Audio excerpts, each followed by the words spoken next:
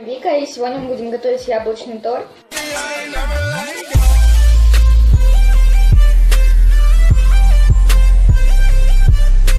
Один стакан муки, сахар кубиками, 3 яйца, масло, чтобы смазать, и яблоки.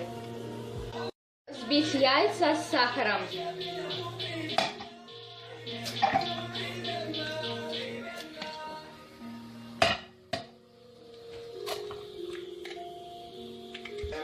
Начинаем взбивать.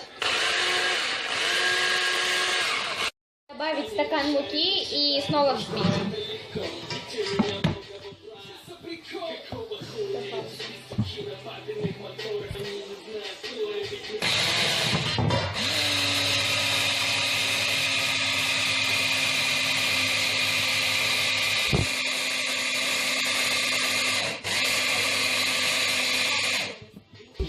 Дальше нам надо смазать вот эту вот для пирога маслом.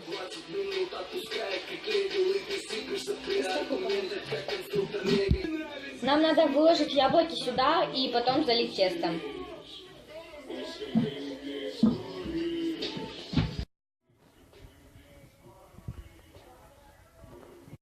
И теперь надо залить их тестом.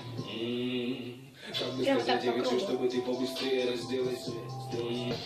Нам надо разогреть духовку до 180 градусов.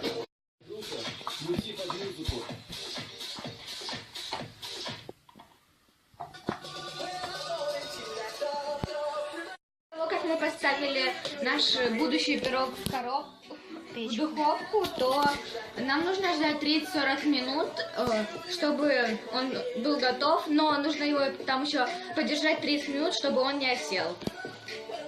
Уже готов, и получилось очень вкусно.